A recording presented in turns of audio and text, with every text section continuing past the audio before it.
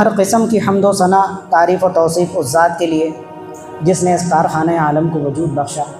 اور کروڑ ہا کروڑ درود و سلام اس کے آخری پیغمبر پر جنہوں نے دنیا میں حق کا بول بالا کیا۔ آج کل ہر دوسرا انسان پریشانی کا رونا روتا ہے، فقر اور تنگدستی کی شکایت کرتا ہے، غربت اور محتاجگی کی شکایت لے کر در در کی ٹھوکریں کھاتا پھرتا ہے، خاک چھانتا پھرتا ہے۔ بس اوقات یہ ہوتا ہے کہ وہ مایوسی کے عالم میں باباؤں کے آستانوں پر جاتا ہے کہ شاید وہاں سے کوئی مدد مل جائے،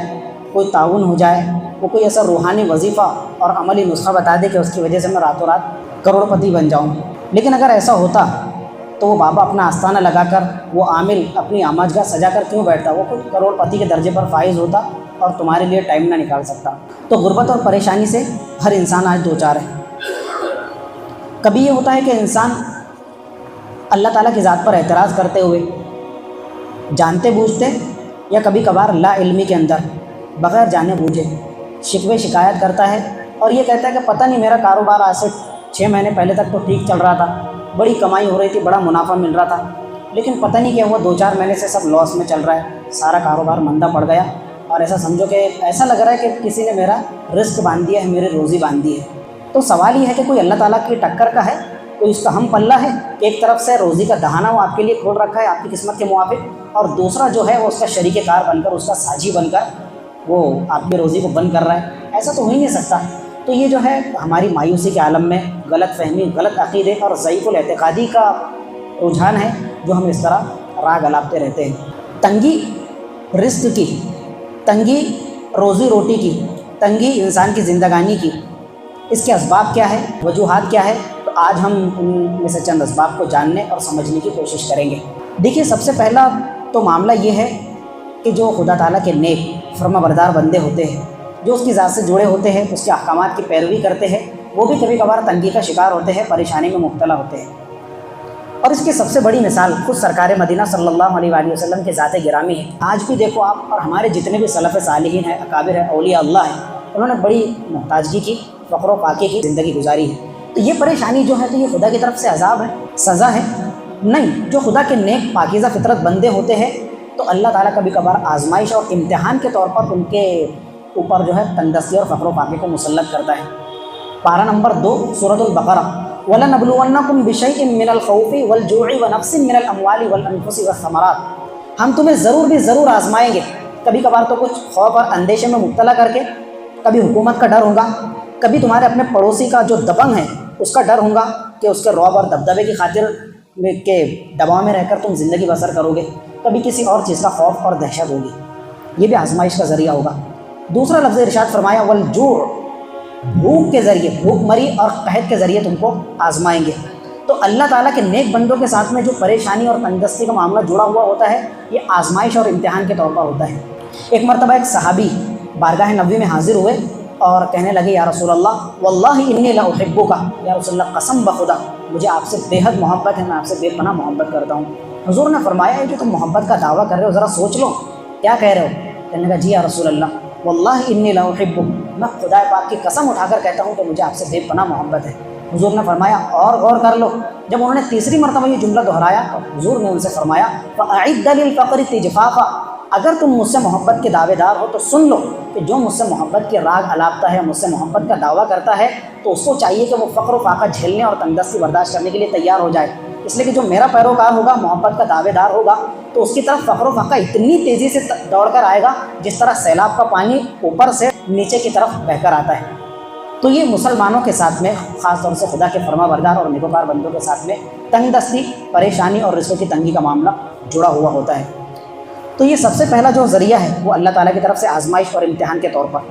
اس کو تو اب نکال دو۔ باقی جو میری اور آپ کی زندگی ہے، عام لوگوں کی زندگی ہے، ان کے ساتھ میں جو رزق کی تنگی کا معاملہ ہوتا ہے، پریشانی کا معاملہ ہوتا ہے، تو تنگی رزق کے اسباب میں سے سب سے پہلا جو سبب ہے نا، وہ انسان کا اپنا کرتوت یہ ہے کہ وہ خدا تعالیٰ کی ناشکری اور نعمتوں کی ناقدری میں مبتلا ہو جاتا ہے۔ جب تک کہ بندہ شکر گزار بن کر رہتا ہے، نعمتوں کا قدردان بنا رہتا ہے، اللہ تعالیٰ کی طرف سے فراوانی کا، آسائشوں کا، نوازشات کا معاملہ دستور کے ساتھ میں جاری رہتا ہے، کنٹینیوٹی۔ لیکن جہاں کہیں بندہ نافرمانی کے، ناشکری کے، ناقدری کے بول بولنے لگتا ہے، تو یہ ایسے گندے بول ہوتے ہیں کہ اس کی نوسط کی وجہ سے جو کچھ آ رہا ہوتا ہے، جو کچھ مل رہا ہوتا ہے، وہاں پر بھی کیا لگ جاتا ہے جی، بند باندھ دیا جاتا ہے۔ پارہ نمبر 14 میں اللہ تعالیٰ نے بیان فرمائی ایک بستی کی مثال، وَضَرَبَ اللَّهُ مَثَلًا قَرْيَةً كَانَتْ آمِنَةً مُطْمَئِنَّةً۔ اللہ تعالیٰ تمہارے سامنے ایک بستی والوں کی مثال بیان کرتا ہے۔ ان کی پوزیشن کیا تھی؟ آمینتاً، بڑے پرامن زندگی گزار رہے تھے، مطمئنتاً، اور ان کو اطمینان حاصل تھا، کسی کا کوئی خوف نہیں، دہشت نہیں، کسی سے کوئی ڈر نہیں، اندیشہ نہیں، بڑی لگژری لائف جی رہے تھے۔ پھر کیا ہوا؟ فَكَفَرَتْ بِأَنْعُمِ اللَّهِ، تو وہ ان آسائشوں کے اندر پڑھ کر، آسانیوں کے اندر پڑھ کر انسان کیا ہوتا ہے؟ خدا کی ذات کو بھول جاتا ہے، نافرمانی ناشکری میں مبتلا ہو جاتا ہے۔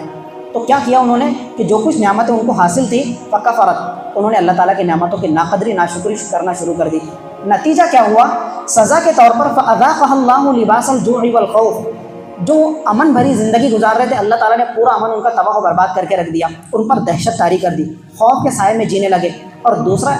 سکون حاصل کیا تھا ان کو؟ اطمینان کے ساتھ میں اپنی زندگی جی رہے تھے، نعمتیں حاصل تھی۔ فَأَذَاقَهَا اللَّهُ لِبَاسَ الْجُوعِ، تو اللہ تعالیٰ نے ان کے اوپر بھوک مری کو مسلط کر دیا اور وہ تنگی بھری زندگی گزارنے لگے۔ کیوں؟ بما کانوا یصنعون، اس لیے کہ ان کی کرتوت ایسے تھے کہ انہوں نے اللہ تعالیٰ کی نعمتوں کی ناشکری اور نافرمانی ناقدری کا طریقہ اور راستہ اختیار کر لیا۔ جب یہ ہوتا ہے کہ انسان ناشکری اور ناقدری کی راہ پر لگ جاتا ہے، وہ ٹریک اختیار کر لیتا ہے، تو اللہ تعالیٰ انہی بستی والوں کی طرح مجھے بھی اور آپ کو بھی آزمائشوں سے دوچار کرتا ہے، اور جو کچھ بھی عطا کردہ نعمتیں ہیں ان کو کیا کر لیتا ہے؟ سلب کر لیتا ہے، چھین لیتا ہے۔ اور انسان کے دل میں ناقدری کا جذبہ بیدار نہ ہو، ناشکری کا برا رویہ وہ اختیار نہ کرے، اس کا سب سے بہترین طریقہ حضور نے ارشاد فرمایا، قربان جائے حضور کی ذات پر، انظروا الی من هو اسفل منکم، اگر تم چاہتے ہو کہ تم خدا کی نعمتوں کے قدردان بنے رہو تو اس کا طریقہ یہ ہے کہ جو تم سے کمتر درجے کے لوگ ہیں، کم حیثیت والے لوگ ہیں، جھوپڑ پٹی کے اندر رہنے والے ہیں، دہاڑی مزدوری کرنے والے ہیں، اسٹرگل کر کے جد و جہد کر کے 2 وقت کی روٹی بوٹی کا انتظام کرنے والے ہیں، دنیاوی معاملات میں اپنے سے کمتر لوگوں پر نظر رکھو، ان کو دیکھو، تو تمہارے اندر کیا ہوگا؟ قدردانی کا جذبہ بیدار ہوگا۔ وَلَا تَنظُرُوا إِلَىٰ مَنْ هُوَ فَوْقَكُمْ، اور جو اپر کلاس فیملی سے بلونگ کرتے ہیں، جو دھجو پتی ہے، کروڑوں پتی ہے، امبانی ہے، اڈانی ہے، اس کا باپ ہے، دادا ہے، اس طرح کے لوگوں کو دیکھو گے، ان کے ساتھ میں اپنے آپ کو کمپیئر کرو گے، لا محالہ آپ کے اندر ناشکری اور نافرمانی کا جذبہ بیدار ہونا ہی ہونا ہے۔ اس کے پاس میں اتنی مال و دولت، میں تو کیا، میرے پاس میں تو کچھ بھی نہیں، حالانکہ آپ کو سر چھپانے کے لیے سایہ میسر ہے، پیٹ بھرنے کے لیے روزی روٹی ہے، ساتھ سہارے کے لیے اللہ تعالیٰ نے پھول جیسی اولاد سے نوازا، آپ کی باہوں میں آپ کی حسین و جمیل با وفا فرما بردار بیوی ہے، ساری نعمت تو ہے آپ کے پاس میں، آپ اس سے اپنے آپ کو کمپیئر کر رہے ہیں۔ یہ ہے سب سے بڑا ویک پوائنٹ کہ جب انسان اپنے سے برتر، اپنے سے بہتر انسان کو اپر کلاس فیملی کے لوگوں پر نظر گاڑ کر دیکھنا شروع کر دیتا ہے، تو اس کے اندر ناشکری کا جذبہ بیدار ہو جاتا ہے۔ انسان یہ سوچے کہ غزہ پٹی کا کیا حال ہے، فلسطین کی کیا صورت حال ہے، بیچارے ایک ایک بوند پانی کو ترس رہے ہیں، ایک ایک لقمہ کھانے کے لیے بلک بلک کر زندگی گزار رہے ہیں۔ تو وہ دیکھیں گے آپ، وہاں کی فوٹیج دیکھیں گے، وہاں کی ویڈیوز دیکھیں گے، تو کیا ہوگا؟ قدردانی کا جذبہ، پروردگار تیرا تو لاکھ لاکھ شکر احسان کہ ہم کتنی امن بھری زندگی گزار رہے ہیں۔ اور جب یہ ہوگا کہ آپ ایلون مسک دیکھیں گے، اور آپ اس کو مکیش امبانی کو دیکھیں گے، گوتم اڈانی کو دیکھیں گے، آپ ناقدری اور نافرمانی کے اندر مبتلا ہوں گے، اور اللہ تعالیٰ پھر آپ سے وہ کمپرومائز نہیں کرے گا، وہ آپ کے پاس میں رہی صحیح جو نعمتیں ہیں ان کو بھی سلب کر لے گا، چھین لے گا۔ یہ تو تھا تنگی رزق کا سب سے پہلا سبب۔ رزق کی تنگی کا دوسرا بڑا سبب ہے دنیا کی محبت۔ جب انسان کے اندر دنیا کی محبت کوٹ کوٹ کر بھر جاتی ہے، وہ دنیا کو اپنا نصب العین بنا لیتا ہے، صبح اٹھنے سے لے کر شام سونے تک، بلکہ خواب میں بھی صرف اس کو دنیا ہی دنیا نظر آتی ہے۔ تو یہ دنیا جب اس کی گھٹی میں پڑ جاتی ہے، خواب بھی اور جاگتے ہوئے بس دنیا اس کا ٹارگیٹ بن جاتا ہے، تو پھر اللہ تعالیٰ اس پر تنگ دستی اور فقر و فاقے کو مسلط کر دیتا ہے۔ حضرت انس کی یہ روایت ہے، فرماتے ہیں کہ تاجدار مدینہ صلی اللہ علیہ وآلہ وسلم کا فرمان ذیشان ہے، من کانت نیتہ حب الدنیا جعل اللہ الفقر بین عینیہ، کہ جس شخص کا صبح شام کا معمول مشغلہ، اس کی زندگی کا نصب العین صرف یہ بن جاتا ہے کہ میں کسی طرح سے دنیا حاصل کروں اور کتنی بھاری ماترا میں حاصل کروں، بس وہ اسی تصور کے ساتھ میں دنیا کے اندر زندگی بسر کرتا ہے، تو اللہ تعالیٰ فقر و فاقے کو اس کی نظروں کے سامنے لا کر کھڑا کر دیتا ہے۔ اس کو کبھی دنیا سے چھٹکارا نہیں ملتا، اس کو کبھی جو ہے اتنا بھاری منافع حاصل نہیں ہوگا، اور امن بھری زندگی، پر اطمینان زندگی اس کو کبھی نصیب نہیں ہوگی، بلکہ اللہ تعالیٰ فقر و فاقہ اور تنگ دستی کو اس کے سامنے لا کر، اس کی آنکھوں کے سامنے لا کر کھڑا کر دے گے۔ یہ دنیا کی محبت کا کوٹ کوٹ کر بھر جانا اور صرف دنیا کے لیے جینا مرنا، یہ رزق کی تنگی کا دوسرا بڑا سبب ہے۔ تیسرا سبب رزق کی تنگی کا وہ ہے حرص،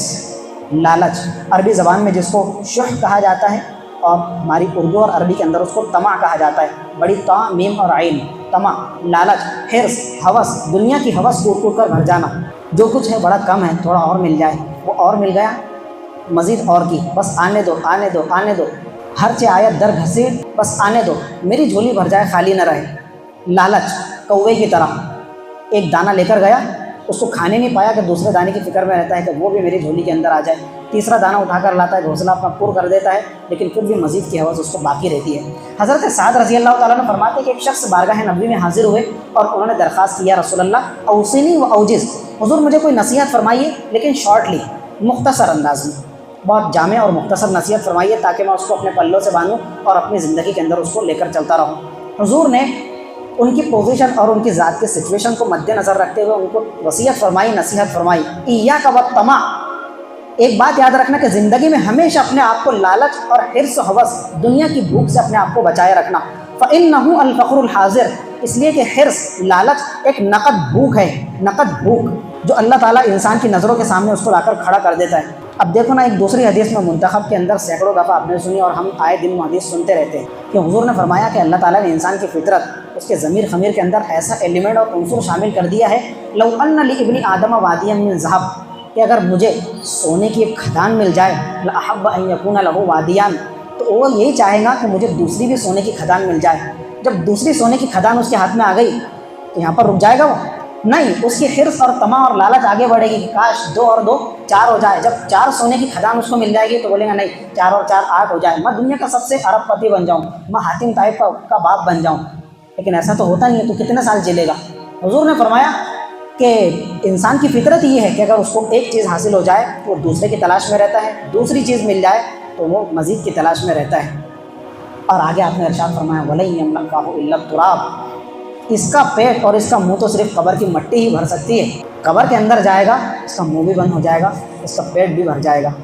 وَلَن يَمْلَأَهُ إِلَّا التُّرَابُ، دنیا کے آخری لمحے تک، موت کی آخری سانس تک کہ اس کی حرص اور طمع کبھی ختم ہونے والی نہیں ہے۔ ایک صاحب جو میوے کے بیوپاری تھے، شیر خرمے کا سامان بیچتے تھے، چاند رات کے دن دکان لگا کر بیٹھے، بوڑھی ماں بیچاری قسم پرسی کے عالم میں اور بڑی شدت سے بیماری کے ایام گزار رہی تھی، ایسا سمجھو کہ آخری ایام ان کے چل رہے تھے۔ تو جناب کا بیٹا بھاگتے ہوئے آیا، کہنے لگا ابو جان کیا ہوا بیٹا؟ دادی کا انتقال ہو گیا۔ اپنے بیٹے سے کہا بالکل خاموش رہے، زبان کو جنبش مت دینا، لب مت ہلانا، بیوقوف تجھے معلوم نہیں ہے آج چاند رات ہے، آج ہمارا پورے سال کا سیزن کا مین دن ہے، کمائی کا آخری موقع ہے، اگر ہم دکان چھوڑ چھاڑ کے دادی کی تیمارداری کے لیے اور تجہیز و تکفین کے لیے چل جائیں گے تو ہمارا تو پورے سال کا جو مین ٹارگیٹ ہے، مین سیزن ہے، وہ تو خاک میں مل جائے گا۔ کہا بالکل چپ بیٹھ، کسی کو فون مت لگانا، گھر پر جا کر بھی کسی کو کچھ مت بولنا۔ اور جب 2 بجے 3 بجے دکان سمیٹی، اس کے بعد میں دکان بند کر کے تو پھر گئے۔ یعنی جب انسان کے اندر حرص، لالچ اور طمع کوٹ کوٹ کر بھر جاتی ہے تو پھر یہ ہوتا ہے کہ بیٹا خاموش رہے۔ یعنی ماں کی لاش، ماں کا جنازہ گھر پر پڑا ہے، اس کا سانس اکھڑ چکا ہے اور ان کو کیا کی پڑی ہوئی ہے؟ لالچ کے مارے دنیا کمانے کی پڑی ہوئی ہے۔ یہ سچا واقعہ ہے۔ تو تنگ دستی کا تیسرا بڑا سبب کیا ہے؟ انسان کی حرص، طمع اور لالچ۔ ایک اور بڑا سبب وہ انسان کی اپنی معصیت، خدا تعالیٰ کی نافرمانی۔ قدم قدم پر جو انسان گناہ کرتا ہے، چاہے چھوٹا گناہ ہو بڑا گناہ ہو، خدا کی نافرمانی، اس کی نحوست، اس کا وبال ایسا ہوتا ہے کہ اللہ تعالیٰ رزق کی برکت اٹھا لیتا ہے، اس کی زندگی سے چین سکون ختم ہو جاتا ہے اور ذہنی طور پر بالکل معاوف ہو جاتا ہے۔ ہر طرف سے تنگ دستی، محتاجگی اس کو گھیر لیتی ہے، وہ اس کے سائے میں زندگی بسر کرتا ہے۔ حضرت صوبان کی روایت ہے، فرماتے ہیں ان العبد لیحرم الرزق بالذنب یصیبہ، کبھی کبھار یہ بھی ہوتا ہے کہ انسان فقر و فاقے اور محتاجگی کا جو شکار ہوتا ہے وہ اپنے کیے کی بدولت ہوتا ہے، کہ وہ جو گناہ کا شکار ہوتا ہے، گناہ کے سائے میں زندگی بسر کرتا ہے، تو گناہوں کی نحوست یہ ہوتی ہے کہ اللہ تعالیٰ اس کو فقر و فاقے میں مبتلا کر دیتا ہے اور تنگ دستی کو اس کی نظروں کے سامنے لا کر کھڑا کر دیتا ہے۔ گناہ تو بہت سارے ہیں، بے شمار گناہ ہیں۔ گناہوں میں سے گھناؤنا گناہ خاص طور پر حضور نے ارشاد فرمایا ہے وہ ہے زنا کاری، بدکاری، تو منہ کالا کرنا، چاہے کسی بھی ذریعے سے ہو۔ حضور نے فرمایا الزنا یورث الفقر، زنا کاری، بدکاری، منہ کالا کرنا، کسی کے ساتھ میں ناجائز شاریرک سمبند قائم کرنا، یہ ایسا گھناؤنا جرم ہے کہ اس کی وجہ سے اللہ تعالیٰ انسان کو فقر فاقے سے دوچار کر دیتا ہے اور وہ محتاجگی اور تنگ دستی کا شکار ہو جاتا ہے۔ ایک اور روایت آپ کے سامنے اس سے ریلیٹڈ، ما امعر حاج قط، حضور نے فرمایا کہ جو حجاج کرام ہیں، جو اللہ کے گھر بیت اللہ شریف کے طواف، زیارت، حج کے ارکان پورے کر کے آ گیا، جو حاجی واقعتاً حاجی ہے اللہ کی بارگاہ میں، دنیا والوں کی نظر میں نہیں، میری اور آپ کی نظر میں نہیں۔ کچھ لوگ تو پکنک کے طور پر آج کل حج اور عمرے کے لیے جا رہے ہیں، چکلدرا چھوڑو، چند لاکھ 4,000 روپے اس کے اندر ایڈ کرو، اور کہاں شیگاؤں گجانن مہاراج کے مندر کی سیر کرنے جا رہے ہیں، کہاں پنڈرپور جا رہے ہیں، کہاں چکلدرا جا رہے ہیں، کہاں ساپوتارا جا رہے ہیں، چلو تھوڑا تو وہیں آ جائیں گے تو اللہ کے گھر کا دیدار بھی ہو جائے گا، مدینہ شریف حاضری بھی ہو جائے گی، اور ایک لقب مل جائے گا، معزز اسٹیٹس مل جائے گا کہ لوگ ہم کو حاجی صاحب کہیں گے، چاہے ہم اندر سے پاجی صاحب ہی کیوں نہ ہو۔ کچھ ایسے پاجی صاحب بھی ہے کہ جو حاجی ہوتے ہیں لیکن کیا کرتے ہیں، تو یہ حدیث کا ترجمہ یہ ہے کہ حضور نے فرمایا کہ جو حاجی ہے انشاءاللہ حج کی بدولت اللہ تعالیٰ اس کو کبھی فقر و فاقے سے دوچار نہیں ہونے دے گا، کبھی اس کو تنگدستی لائق نہیں ہوگی۔ کس کو؟ حاجی انسان کو۔ میں نے پچھلی دفعہ بھی کسی موقع پر یہ واقعہ بیان کیا تھا، گاؤں کا نام تذکرہ کیے بغیر میں آپ کے سامنے بیان کرتا ہوں کہ میرے بہت دور دراز کی رشتہ داری کے اندر ایک حاجی صاحب ہے۔ میں اپنی والدہ کے ساتھ ان کے گھر پر جایا کرتا تھا، بڑے کاشتکار تھے، اور بچپن کے اندر میری کم عمری کے عالم میں میں نے یہ دیکھا کہ ان کے نیچے کے پورے روم جو ہے نا پیک سے اور فصل سے بھرے رہتے تھے، ادھر کیریاں ہیں، ادھر یہ ہے، ادھر کپاس بھری ہوئی ہے، اور نہیں کچھ بھرنے کے لیے رہتا تھا تو اوپر ان کے ایک ڈھابا بنا ہوا تھا، وہاں پر وہ اپنا پیک اور فصل بھرا کرتے تھے۔ اتنی بھاری ماترا میں اللہ تعالیٰ ان کے ساتھ میں نوازشات کا معاملہ کیے رہا تھا۔ آج 2025 کی ان کے اندر یہ پوزیشن ہے کہ آج وہ دانے دانے کو محتاج ہے۔ میں ممبر رسول پر بیٹھا ہوں، آپ سے جھوٹ نہیں بول رہا، بہت دور دراز کے رشتہ دار۔ تو آج سے چند سال پہلے جب میں عقل کنواں کے اندر زیر تعلیم تھا، اس کو بھی 7-8 سال ہو گئے، تو ان کی بیگم مجھ سے کہنے لگی بیٹا یاسر، وہ جو تیرے محتمم صاحب ہے تمہارے عقل کنواں کے بانی ہیں حضرت مولانا غلام محمد صاحب وستانوی رحمۃ اللہ علیہ، جن کا پچھلے مہینے انتقال ہوا، ان سے تھوڑی سفارش کر کے ہماری تھوڑی مدد کر دو، ہماری فائنینشیل ہیلپ کر دو۔ میں نے کہا خالہ جان میں کیا ہیلپ کروں گا، اگر آپ کا کوئی بچہ ہو تو میں اس کو تھوڑی رعایت کے ساتھ میں، ڈسکاؤنٹ کے ساتھ میں اس کے مدرسے میں داخل کر سکتا یا کالج کی سفارش کر سکتا۔ آج ان کی پوزیشن یہ ہے کہ وہ دانے دانے کے محتاج ہے، در در کی خاک چھانتے پھرتے ہیں، اس سے 5 روپے مانگنا، اس سے 10 روپے مانگنا، اس سے 1000 روپے مانگنا، اس سے 500 روپے مانگنا۔ تو پورے گاؤں کے اندر ان کی پوزیشن یہ بن چکی ہے کہ ایک فقیر، بلکہ فقیروں کا سردار کی حیثیت سے وہ پورے گاؤں کے اندر آج جانے جاتے ہیں۔ اور اللہ تعالیٰ نے مزید آزمائش کے اندر ان کو ایسا مبتلا کیا کہ 4 سال پہلے کورونا کال کے دور کے بعد میں ان کی بیوی رخصت ہو گئی، ان کا انتقال ہو گیا، جان جوان بیٹا، 3 بچوں کا باپ، وہ رخصت ہو گیا۔ ان کا جو سب سے چھوٹا بیٹا ہے، دونوں کڈنیاں اس کی ڈیمیج ہو چکی ہے۔ ان کی جان جوان بیٹی جو 2-3 بچوں کی ماں ہے، اس کے بھی شوہر کا انتقال ہو گیا۔ کتنی بڑی بڑی آزمائشیں ہیں۔ اور آپ کو بتاؤں کہ جو پہلی روایت بیان کیا، الزنا یورث الفقر، زنا کاری بدکاری اتنا گھناؤنا جرم ہے کہ انسان اس کی وجہ سے قلاش محتاج بن جاتا ہے۔ بعد میں پتہ کیا تو کہا کہ حاجی صاحب تو تھے، لیکن اس کی خوشحالی کا جب دور تھا، مکانوں کے اندر، ملوں کے اندر، کھیتوں کے اندر، تو جو کام کرنے والی بایاں ہوتے ہیں، جو کام کرنے والی خواتین ہوتی ہے، جو 100 150 روپے کے بدلے میں 4 گھنٹے کھیت کی صفائی کا کام کرتے ہیں، جناب کے ان کے ساتھ میں ناجائز تعلقات تھے۔ وہ تو آتے بیچاری اپنے دہاڑی مزدوری کے لیے، ان کو 150 روپے کا لالچ دے کر ان کے ساتھ میں ناجائز تعلقات قائم کرنا، اپنے ضمیر خمیر کا سودا کرنا، ایمان کا سودا کرنا، تو یہ زنا کاری بدکاری اتنا گھناؤنا جرم ہے کہ حاجی ہونے کے باوجود بھی آج یہ ایسی پوزیشن پر ہے کہ ایک فقیر بھی ان کی حالت اظہار کو دیکھ کر پھوٹ پھوٹ کر روتا ہے۔ تو زنا کاری اور بدکاری ایک گھناؤنا جرم ہے۔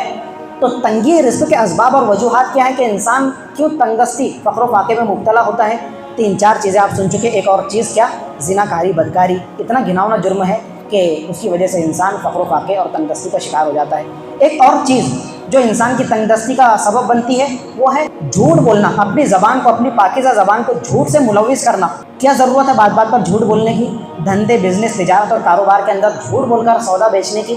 تو یہ ایسا گھناؤنا جرم ہے، دروغ گوئی، جھوٹ بولنا۔ اس کی وجہ سے بھی رزق کی برکت ختم ہو جاتی ہے، فقر و فاقے کو اللہ تعالیٰ انسان پر مسلط کر دیتا ہے۔ مسند احمد کی روایت ہے، سرکار مدینہ صلی اللہ علیہ وآلہ وسلم نے ارشاد فرمایا، الکذب ینقص الرزق، جھوٹ ایک ایسا گھناؤنا عمل ہے کہ جو انسان کے رزق کو کاٹ کر رکھ دیتا ہے، رزق کی پوری برکت کو ختم کر دیتا ہے۔ ینقص الرزق، یہ تو عام نارمل زندگی کی بات ہے، اور خصوصاً اپنے دھندے بیوپار کے اندر جھوٹ بولنا تو حضور نے بطور خاص اس کو مینشن فرمایا۔ آپ نے فرمایا فَإِن كَذَبَ، کہ اگر خرید و فروخت کرنے والے، ڈیل کرنے والے دونوں لوگ کیا کرتے ہیں، جھوٹ بول کر اپنا دھندا بزنس کرتے ہیں، کاروبار چلاتے ہیں، وَكَتَمَ، اور سامان کا، چیز کا، اگر وہ کوئی عیبدار چیز ہے، اس کے اندر کوئی کھوٹ ہے، اس کی کھوٹ کو بیان نہیں کرتے، چھپا کر رکھتے ہیں کہ یہ لے لے اور کسی طرح سے سامان لے کر چلے جائے، حضور نے فرمایا مُحِقَتْ بَرْکَتُ بَيْعِهِمَا، تو ان کی یہ عیب کو چھپانے اور جھوٹ بولنے کی وجہ سے پورے معاملے کی، چاہے وہ لاکھوں کا دھندا بیوپار ہو، اللہ تعالیٰ اس کی برکت کو مٹا کر رکھ دیتا ہے، بے برکتی کا شکار ہو جاتا ہے پورا معاملہ، اور ان کے خرید و فروخت والے معاملے سے برکت اٹھا لی جاتی ہے۔ ایک اور چیز ہے، وہ ہے اپنے والدین کے لیے، اپنے امی ابو کے لیے، والدین کے حق میں دعائیں کرنا جب انسان چھوڑ دیتا ہے نا، تو کتنا بھی بڑا کاروبار ہو بڑے لاس میں چلا جاتا ہے، انسان تندرستی کے اندر مبتلا ہو جاتا ہے اور فقر و فاقے سے دوچار ہو جاتا ہے۔ حضور فرماتے ہیں اذا ترک العبد الدعاء للوالدین فانه ينقطع عن الولد الرزق في الدنيا، کہ جب انسان اپنے ماں باپ کے لیے، چاہے وہ حیات ہو، زندہ ہو یا انتقال ہو گیا، کیا کرتا ہے؟ ان کے لیے دعائیں کرنا ترک کر دیتا ہے، دعائیں نہیں کرتا، اپنے ماں باپ کے حق میں دعائیں نہیں کرتا۔ تو جن والدین کی دعاؤں کے صدقہ طفیل آپ آج اس پوزیشن پر ہیں کہ اللہ تعالیٰ نے آپ کو نوازا ہے، آپ کے ساتھ میں نوازشات کا معاملہ کیا ہے، انہی والدین کو فراموش کر کے آپ نے ان کے لیے دعائیں کرنا چھوڑ دی، وہ دنیا سے رخصت ہو گئے ہیں یا ابھی زندہ ہیں۔ تو حضور نے فرمایا جب انسان اتنے بے مروتی کا شکار ہو جاتا ہے کہ اپنے ماں باپ کے لیے بھی دعائیں کرنا چھوڑ دیتا ہے، فَإِنَّهُ يَنْقَطِعُ عَنِ الْوَلَدِ الرِّزْقَ فِي الدُّنْيَا، تو اس منحوس عمل کی وجہ سے اللہ تعالیٰ دنیا کے اندر اس کے کاروبار کی برکت کو ختم کر دیتا ہے اور وہ فقر و فاقے اور تنگدستی کے اندر مبتلا ہو جاتا ہے۔ تنگی رزق کے اسباب میں سے ایک اور بڑا سبب یہ ہے کہ انسان صبح سویرے گھوڑے بیچ کر خواب خرگوش کے اندر سوتا پڑا رہے چادر تان کر، اور جو صبح کی نماز ہے، نماز فجر، اس سے غافل ہو کر، اس کو فراموش کر کے، اپنے خالق و مالک کو بھول کر اپنی گدے، اپنی بستر، اپنے تکیے کے اندر، اپنے محل کوٹھی کے اندر، کولر کے سامنے، ڈبکن کے سامنے سوتا پڑا رہے۔ ہمارے بچے کی زبان پر وہ حدیث ہے، شاید چہل حدیث کے اندر پہلی یا دوسری حدیث وہ ہے، اور ایک اور اس کے علاوہ حدیث ہے حضرت عثمان بن عفان کی، یہ روایت ہے۔ حضور فرماتے ہیں نوم الصبحۃ یمنع الرزق، صبح کے وقت کا سونا یہ روزی کو روک دیتا ہے۔ صبح کے وقت سوتے پڑے رہنا یہ انسان کی روزی کو روک دیتا ہے، رزق کی برکت کو ختم کرنے کا ذریعہ ہے۔ میں اور آپ کوئی کھیت کی مولی نہیں ہے، خواتین جنت کی سردار حضرت فاطمہ الزہرا رضی اللہ تعالیٰ عنہ، جو حضور کی چہیتی صاحبزادی ہے، خود اپنا حال بیان فرماتی ہے، ایک مرتبہ ایسا ہوا کہ تھکن کی وجہ سے یا کام کی مصروفیت کی وجہ سے جو ہے نا میری آنکھ لگ گئی فجر کے بعد میں، نماز فجر ادا کرنے کے بعد۔ فرماتی ہے مر بی رسول اللہ صلی اللہ علیہ وسلم وانا مضطجعۃ متصبحۃ، صبح کے وقت میں آرام کر رہی تھی، لیٹی ہوئی تھی، میری آنکھ لگ گئی تھی، فحرکنی برجلہ، تو حضور نے اپنے پیر یا ناخن کے اشارے سے جو ہے نا میرے پیر کو ذرا سا اشارہ کیا اور اس کو ہلایا کہ بیٹی فاطمہ اٹھو، تم کیا کر رہی ہو، کیسے وقت میں سوئی پڑی ہو؟ اور آپ نے باقاعدہ اپنی زبان مبارک سے الفاظ ارشاد فرمائے، یا بنتی، اے میری چہیتی صاحبزادی فاطمہ، قومی، اٹھو اور سونا بند کرو، واشہدی رزق ربک، اور اپنے پروردگار کی روزی روٹی کے تقسیم ہونے کا یہ جو صبح کا بابرکت ٹائم ہے، تم جاگتی رہو، سوتی مت پڑی رہو۔ فإن اللہ یقسم ارزاق الناس ما بین طلوع الفجر الی طلوع الشمس، اس لیے کہ اللہ تعالیٰ تہجد کا وقت جب ختم ہو جاتا ہے،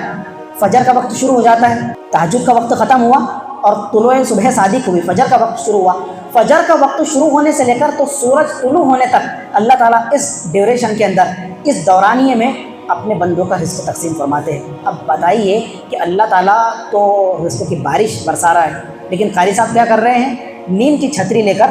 سوئے پڑے ہیں، جب اوپر سے بارش ہو رہی ہے تو چھتری کی وجہ سے پورا پانی کہاں ہو جائے گا؟ ادھر ادھر ہی گر جائے گا نا، میری جھولی میں تو کچھ بھی نہیں آئے گا۔ تو حضور نے فرمایا کہ یہ جو تمہارے پروردگار کی روزی بانٹنے کا وقت ہے، فرشتے سب نکل پڑتے ہیں اور ہر ایک کی روزی بانٹتے ہیں، تقسیم کرتے ہیں، جو پیدائش کے وقت لکھ دی گئی تھی، لیکن جو بدبخت انسان، بد نصیب انسان سویا پڑا رہتا ہے، خصوصاً نماز فجر ترک کر کے، شیطان اس کے کان میں پیشاب کرتا ہے، اس کا گھر منحوسوں کا اڈا بن جاتا ہے، اس کے گھر کے اوپر اللہ تعالیٰ کی لعنت ہوتی ہے، پھٹکار ہوتی ہے، اس کے گھر کے اندر بے برکتی کوئی ہوتی ہی نہیں ہے، وہ خود منحوس کی طرح صبح سویا پڑا ہے۔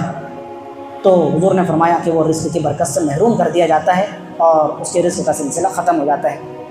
اور صبح کے وقت کی اہمیت اجاگر کرنے کے لیے آپ کے لیے یہ بات بھی کافی ہے کہ حضور نے خاص طور سے صبح کے وقت میں برکت کی دعا اللہ تعالیٰ سے مانگی ہے، اللہم بارک لی امتی فی بکورہا، پروردگار میری امت والوں کے لیے، میری اس امت کے حق میں صبح کے ٹائم میں، صبح کے وقت میں برکت عطا فرما۔ آپ دیکھو نا کہ صبح آپ کوئی بھی کام کرو تو بالکل تازہ دم ہو کر، فریش مائنڈ کے ساتھ میں انسان کام کرتا ہے، اس کو تکان محسوس نہیں ہوتی، اور ایسا لگتا ہے کہ جو کام میں دن کے دوسرے وقتوں میں 1 گھنٹے میں کرتا تھا تو وہ صبح کے وقت کے اندر 15 منٹ میں، آدھے گھنٹے میں نمٹ جاتا ہے یا نہیں؟ یہ آپ کی بھی گواہی ہے اور میں خود اس بات کا گواہ ہوں، اور الحمدللہ ہم سب۔ تو صبح کے وقت میں اللہ تعالیٰ نے بڑی برکتیں رکھی ہے، بڑے خوش قسمت ہے وہ لوگ جو نماز فجر باجماعت ادا کرتے ہیں اور صبح سویرے اپنی دکانوں کا، دھندے، بزنس کا آغاز کر لیتے ہیں۔ اللہ تعالیٰ ان کو بے پناہ برکتوں سے نوازتا ہے اور رزق کی تنگی کا الحمدللہ کبھی شکار نہیں ہوتے۔ ایک اور سبب ہے رزق کی تنگی کا، وہ ہے کہ اپنے دھندے، کاروبار اور بزنس کے اندر انسان بات بات پر قسم کھا کر جو اپنا سودا بیچتا ہے، خاص طور پہ جھوٹی قسم، اس سے حضور نے بطور خاص منع فرمایا۔ اپنے دھندے، کاروبار کے اندر، تجارت اور بزنس کے اندر بات بات پر قسم کھانے کا اپنی زبان کو عادی بنا لینا، قسم کو تکیہ کلام بنا لینا، اور خصوصاً جھوٹی قسم۔ کچھ لوگوں کی ایسی عادت ہوتی ہے کہ وہ بات بات پر اتنی قسم کھاتے ہیں کہ ان کا نام ہی پڑ جاتا ہے اللہ کی قسم، ان کے نام کا حصہ بن جاتا ہے اللہ کی قسم۔ تو نے ارشاد فرمایا ایاکم وکثرۃ الحلف، لوگوں اپنے آپ کو بہت زیادہ قسموں کا عادی بنانے سے بچاؤ، اپنا دامن بچاؤ، زیادہ قسمیں کھانے سے اپنے آپ کو بچاؤ۔ فإنہ ینفق، اس لیے کہ جب تم کاروبار کے اندر، بیوپار کے اندر، دھندے اور بزنس کے اندر قسم کھا کر اپنا مال بیچنا شروع کرتے ہو تو قسم کھانے کی وجہ سے سامنے والا ایموشنل بلیک میل تو ہو جاتا ہے کہ یار یہ اللہ کی قسم کھا رہا ہے، وہ کیا ہو جاتا ہے، دب جاتا ہے کہ نہیں یہ جھوٹ نہیں بول رہا ہوں میں، حالانکہ یہ انسان کیا کر رہا ہے، جھوٹی قسم کھا کر مال بیچ رہا ہے۔ مال تو تیرا بک جائے گا، حضور نے فرمایا فإنہ ینفق، تیرا مال تو نکل جائے گا، ثم ينفق، لیکن اس کی جو برکت ہے، اللہ تعالیٰ کی نوازشات کا جو معاملہ ہے وہ تیرے ساتھ نہیں رہے گا، اللہ کی برکت شامل حال نہیں ہوگی۔ ثم ينفق، اس جھوٹی قسم کی نحوست کی وجہ سے پوری برکت کیا ہو جائے گی، دھندے بزنس کی ختم ہو کر رہ جائے گی۔ ایک اور چیز جو انسان کے اوپر تنگ دستی، فقر و فاقہ اور محتاجگی کے طاری ہونے کا سبب بنتی ہے، وہ ہے اناج کی کھانے کی ناقدری کرنا، بے ادبی کرنا۔ آج ہم دیکھیں نا کہ ہمارے اپنے گھروں کے اندر، ہوٹلوں کے اندر، شادی بیاہ کے فنکشن پروگراموں کے اندر، ولیموں کے پروگراموں کے اندر ہم دیکھتے ہیں کہ ایک کھانا بنتا ہے تو کھانے کا 30%، 40% اتنا ویسٹ ہو جاتا ہے، ضائع ہو جاتا ہے، نالیوں کی نظر ہو جاتا ہے۔ کبھی کبھار یہ دیکھو اپنے گھروں کے اندر تو انسان کی روح کانپ جاتی ہے، جو واقعتاً حس رکھنے والا اور بیدار ضمیر رکھنے والا انسان ہے۔ باقی جو ناقدرہ ہے تو وہ تو روٹی کے ٹکڑوں کو اپنے ہاتھوں سے نالی کے اندر پھینکتا ہے، اپنا بچا ہوا کھانا کسی غریب کو دینے کی بجائے یا اگلے وقت کے لیے خود کھانے کے لیے بچا کر رکھنے کی بجائے کوڑے کچرے کے اندر پھینک دیتا ہے۔ یہ رزق کی بڑی گھناؤنی قسم کی